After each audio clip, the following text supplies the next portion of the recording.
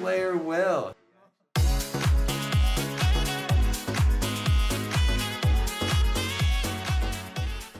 Welcome back, Visions fans. Ready Player Will here. It's been a very busy week with the Tactics release and the 5th anniversary that you might have forgotten we had a new unit added to the game, Garrousa, brand new wind katana unit who's a very compelling unit to potentially think about pulling for your account. Today's character overview, all of the standard things that we talk through. It's the stats, the report card, the abilities, my favorite teams, some Truststone recommendations. But without wasting too much time, let's get into the character himself. It's a brand new wind unit added to the game with the unique main job of the Blade Demon with the Hydra Dragoon and Pugilist subjobs. He does equip katanas as a physical slash damage type character, equips hats, cloths, and accessories with a move of 3, jump of 1 as a 100 cost unit. Now my faith recommendation is a 50, but I do think you could go higher. I think there's some good counter arguments why you may. Without his or throughout his kit, he doesn't really have any status afflictions except for his limit break, which has a very game-changing disable capability on it. And should you want to really maximize that disable chance of proccing, yeah, bring him to 97 faith. But that means you're going to take more magic damage because of it, and there's a lot of strong magic damage dealers right now, so maybe you don't do that. But then on the other hand, that also means you'll receive more healing from your healers on those external curative spells, which you might be running him with Lucille or Summer Resnick. So there's a lot of counter arguments why you might move that faith number. So I think 50 is just a good general conservative number, just to make sure that he's not taking some excessive amounts of damage, but do keep in mind you can go higher. Now for the max range of his job, it's 5 squares away. He does have 2 AoE abilities and 2 unit scaling abilities. From a weapon type resistance perspective, negative 10% to strike, certainly remember that, but you actually can turn that to a positive number with his agility passive. I don't know if you'll always have that agility passive on, but should you do, it certainly helps the damage from this. The missile, negative 5%, that's pretty usual for what we've seen as of late too. The ailment resistances, again, this is also part of that 97 faith discussion to see how often you get afflicted by certain things. I'll be honest, the frostbite and confusion, although we've seen an uptick in both of those status effects, they're on units that I wouldn't want to take Garrousa against in the first place.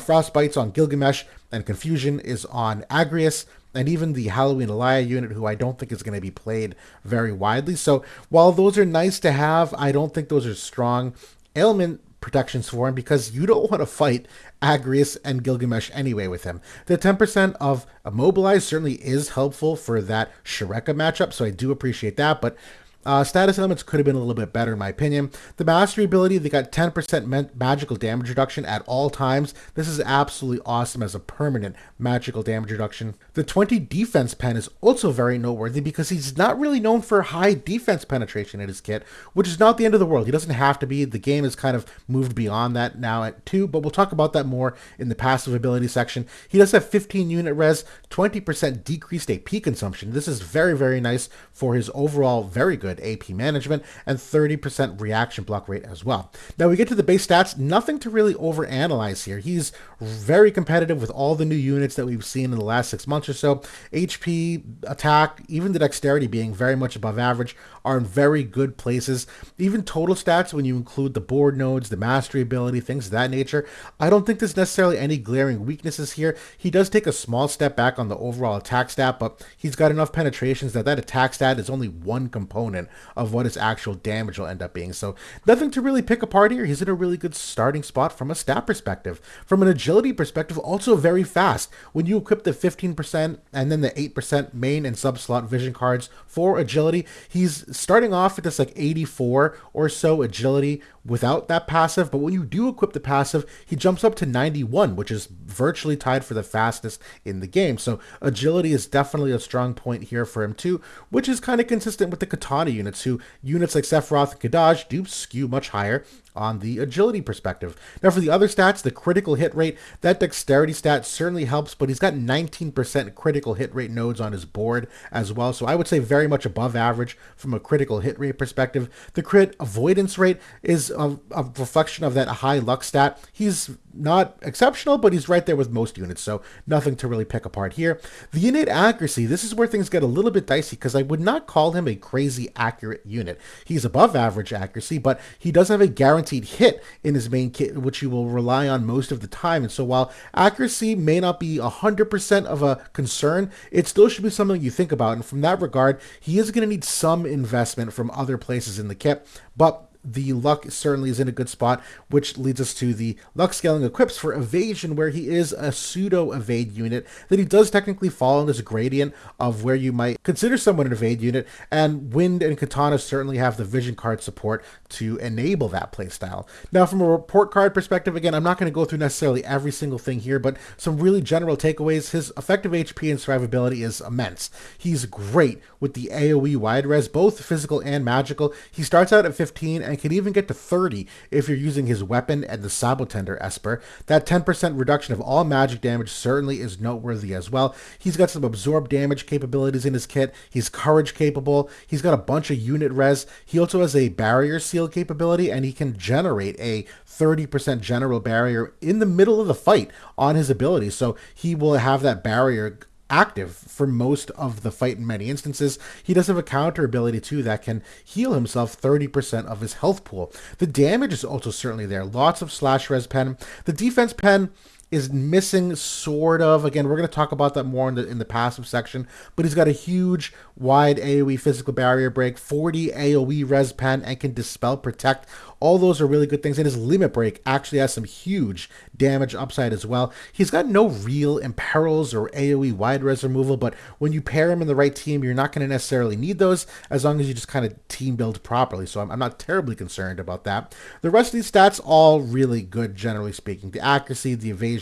There's no move or jump changes in his passive ability, so he does have some buffs, though, that can alter the move or jump. Maybe not reliable, but worth mentioning. There's nothing really special there.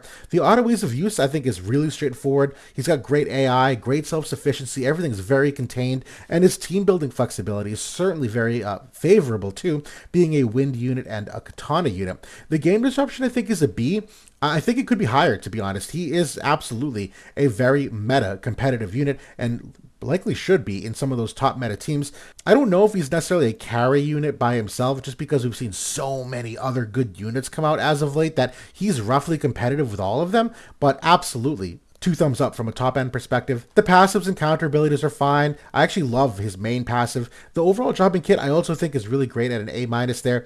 Good utility on his buff. He's got some great intangibles that people have a difficult time analyzing, but they certainly have high impact. That he can dispel debuffs on himself. He can reduce enemy reaction block rate, which is certainly very nice for a slash damage dealer. He can decrease healing power, all of those good things for a final grade of an A-, and I do think he's a really strong current unit. I think his shelf life will be cut a little bit short just by some of the impending meta changes with units like Yuna and Ice Jaden that we might go into more of a little bit of a missile meta here. But there's no doubt he is a meta player and absolutely a unit that would be slotted in some of the best in slot teams for the foreseeable future.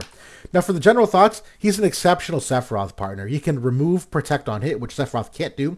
He can remove Protect 2.0, as we call it, or reduce physical damage percent on his limit break. He's the first unit in the game that can do that. I think TG Sid might be able to, just newly, but I need to go back and check that. He does have the barrier seal and the barrier break for the team, which Sephiroth doesn't. Obviously great to partner up, and both units have enough self-sustain that they can both be put into a variety of teams and not need a lot of external help. He is a great one-fight unit. His main abilities, though, are only 3 usages, which is why in Guild War, when you're having that second Guild War fight, either on attack or defend, you might not get the same level of consistency from him that you would from the first fight, but for things like Arena and Class Match, and even just getting 3 stars in Guild War is certainly still valuable. He's much better in that first fight than he would be in the second fight. He's a great new-gen win unit, though, that also pairs exceptionally with that entire group of Dario the Crystalborn and Shreka and Veritas of the Heavens and Flagbearer Glaciella. Obviously, Katana is very good at the moment as well.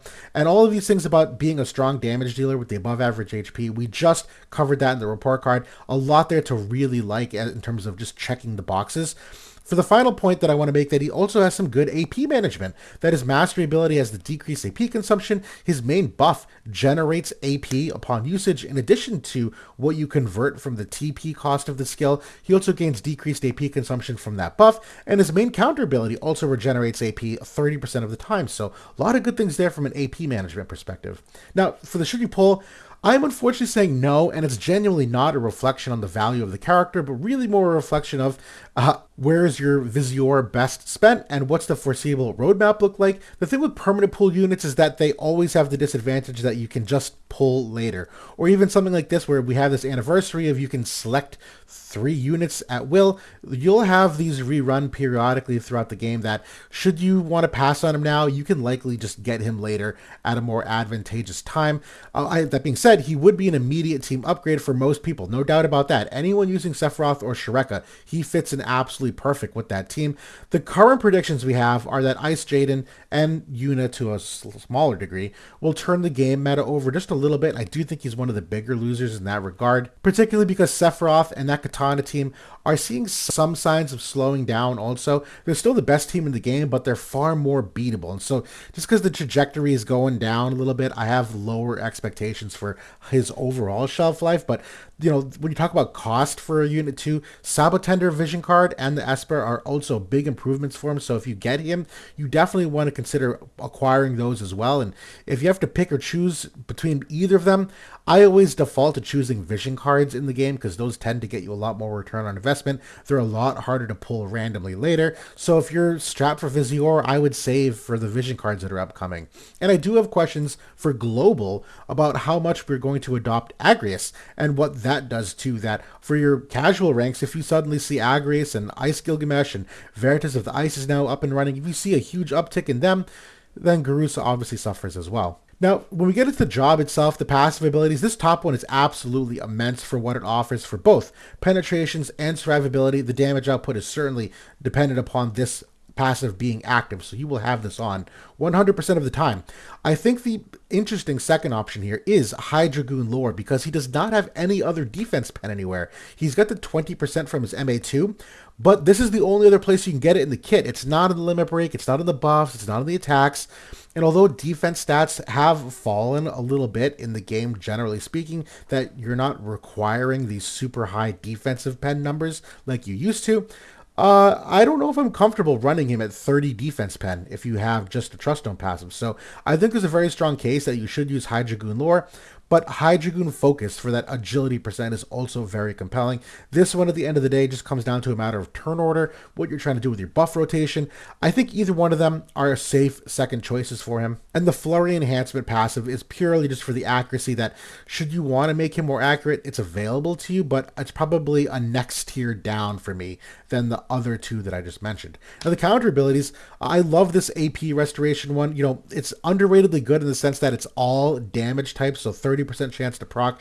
There's a piece of me that wants to prefer the preemptive piercer because I have found that preemptive attacks have very fun upsides for maybe like killing a low health enemy before they can hit you, but the range of this ability is a little too short for my liking, so I'm probably just sticking with his unique counter, which does work very well for his AP management, so I would keep it there and call it a day. The main job buffs, there's a lot to obviously remember here, but you get that 25% physical damage reduction for 4 turns. This is where he gets his courage, 20 AP, 25 unit res, 30% decrease AP consumption, and most importantly, this is the seal barrier break for self. And the second buff here is the Dispel Protect and the activation of another counter ability that against slash and magic damage, he has a 70% chance to proc this, that he will recover 30% of his health pool, which is a major part of his overall self-sustain, that he has his counter ability active. Of the main job offensive abilities, all of his damage scales off 120% of his attack stat.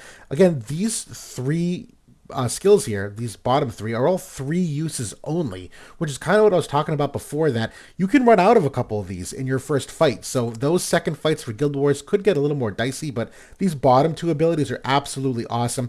The Ryuma ability is the guaranteed hit that also breaks physical barriers on this giant cross-shaped AoE. The Aki ability here dispels debuffs for self and is the 40% slash res pen before hit as well, in addition to the 50% damage absorption as well.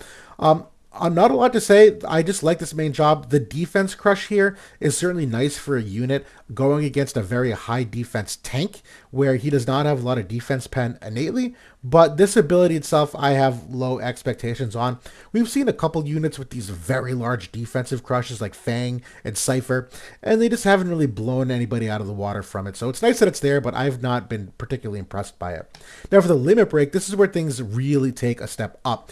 This is a reduction of that reduce physical damage buff that many people have. He is the only one in the game that can remove that at this time, except maybe Sid. I need to double check TG Sid whether he can do that. But that's a major crutch that many characters are using at the moment to reduce their physical damage.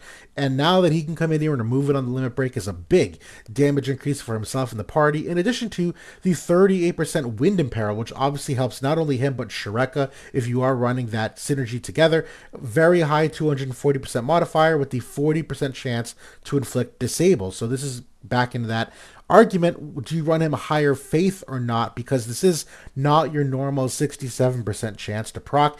And if you're running him at 50 faith, this becomes a lot less reliable to land. But then again, if you do land it, that is almost an instant GG if you can disable multiple units. It's debatable, but this is a very good limit break nonetheless. Now for the sub jobs, the Blade Demon, this one's okay. I mean, Shion ability is only a 1 square away, 240% mod. It looks good, but I don't know if I'm predicting a whole lot out of this ability. The buff here is not bad to give him the move and the jump and the haste, but I don't know if he's a 3 buff unit. These large cross shape patterns like you're seeing on this AoE and his limit break being 6 squares away means to me that he's likely going to be a difficult 3 buff unit to use. So while this one's nice on paper, I don't know if it's worth having this sub job on it for by itself, just because I'm also not in love with the Shion ability here. It's not bad. It's not bad. But when we look at the other sub jobs here, like High Dragoon, I think I just prefer having something like Dispel Spear or even the Stunning Lance here to get that maybe off chance to stun an enemy. Maybe this is the other upside of having him at high faith, that you increase that chance to stun. Although he's not going to blow anyone out of the water with these pierce attacks because he doesn't have the pierce modifiers for it. On the other hand, people have negative pierce resistance in most instances, so this could be a very viable damage option as well. I think High Dragoon is my favorite option because the Pugilist, although this is okay, it's very single target oriented, and I guess it's not the worst, but I think I just prefer the versatility of these other abilities on the High Dragoon. So Pugilist, not bad, but also not my favorite. The TMR review here, there is a wotv calc mistranslation about a major component of this, and the same thing can be said for his abilities. I actually do want to circle back on this real quick if you don't mind. There's a big mistranslation that, if you see my cursor, it says increase reaction block rate for 3 turns for targets. It's actually the opposite. This is reduce reaction block rate of 50% for 3 turns. So this means that it will help his ability to use his counter abilities like the AP restore and the health regeneration, because he will lower the enemy's ability to lower his counter chance. I'm talking in circles, but the TMR here not only increases his reaction block rate, but alternatively reduces the enemy's reaction block rate by 30%. This is a very good TMR.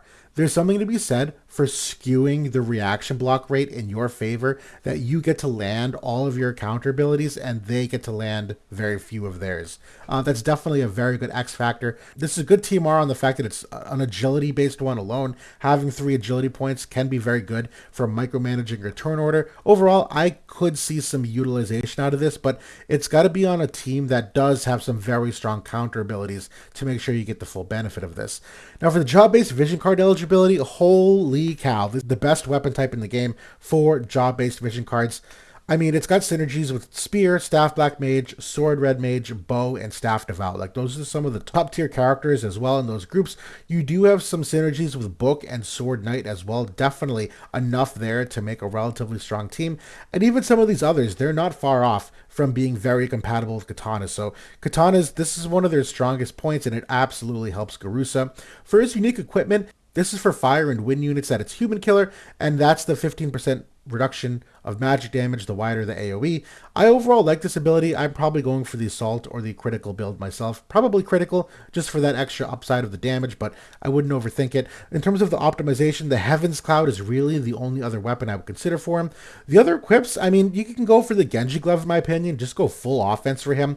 The Alex Ring certainly could be helpful. Also the White Marshmallow, depending upon your faith. That with all the status elements, if you want to block out some of them, that's a good option. But the pod accessories are always universally good too. The Espers, I wouldn't overthink this either. Just go for the highest damaging abilities. Bahamut and Odin immediately come to mind for the accuracy and the slash attack and man killer. The Sabotender is definitely a noteworthy one too, though, where that's kind of tailor-made for Garrousa. So high honorable mention, in addition to Ultros, which has the defense pen nodes on it. So if you are a little bit worried about his defensive pen capabilities, Ultros does exist to maybe mitigate that weakness of his. From the TMRs, I'm not overthinking this one either. I'm just going agility TMRs most of the time because I absolutely want him to at least get his main two buffs off that. I would never want to risk him not activating one of them in lieu of a TMR. Now, some of my favorite teams, there's a lot of flexibility here, and honestly, way more teams than what I've just listed here. The immediate ones that come to mind are those blends with Shreka or Sephiroth, and I do think you could use either Lucille or Summer Resnick. It's purely just dependent upon who you're anticipating hitting. Are you trying to remove follow-up attacks? Lucille pairs a little bit better with Shreka because Shreka can seal enemy dispel capability. So Lucille can grant haste and some of those buffs. The integrity of those buffs is stronger with Shreka because you'll keep them for longer because you'll remove the enemy's capability to dispel them. But for a Sephiroth team, you're a little more exposed to getting those buffs removed, so maybe Summer Resnick is a safer option there. But still, you have a very compelling mono win team here with Dario the Crystalborn as that magic tank.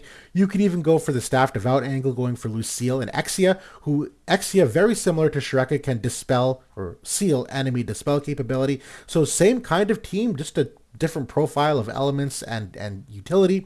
But I do think one that's kind of slept on a little bit is the Lucille Ramada team as well. And I'm thinking of this primarily from the fact that Exia and Sadali get paired pretty frequently at the moment, that while Ramada can do very well versus Exia, Garrousa should hopefully do relatively well versus Sadali. It's not perfect, but Katana and Spear and Staff Devout all have a very strong overlap that I think people are overlooking this team just a little bit as well. Now for the Truststones, the left side here, pretty standard stuff. I'd go for the HP or the Luck myself, probably the Luck, quite frankly. And the right side, I'm just going Agility Stones, and I'm going with these 6 passives myself. You obviously could slot in Dexterity or Acquired AP, but I don't really think he needs either of them. I'd rather just go for the modifiers here of the Wind Attack and the extra Slash Res Pen. Even that Slash Res Pen might be a little bit overkill because he should be at 80 at minimum most of the time, but I like having it just as a standard. And that's the Garrousa character review altogether. Again, this is a very compelling unit in the short term. He's very versatile, very self-contained, very bulky, great offensive damage dealer, a lot of great utility. It's always just a question of, is the Vizier worth it? I think for many, you can probably just ride it out and be happy with some of these other teams you've had. If you're using Sadali and Exia, man, you're already sitting pretty good from a team building perspective. I don't know if Garrousa is really going to open a bunch of new doors for you, but there's so much more to be said too with tactics coming into play here, where now you have all these Agrius teams. Maybe you start seeing more Lightning teams if people are using TG Sid a lot, that I think we're in a very tumultuous phase. And for that reason, I think it's better to be conservative more often than not and just spend your Vizier on those vision cards and those must-pull units that are on more of the limited time banners and whatnot. But that's it for now. Thanks for watching, everybody. Comments, critiques, questions, criticisms, all in the comment section below. Love interacting with y'all. But thanks for watching. I'll talk to y'all soon.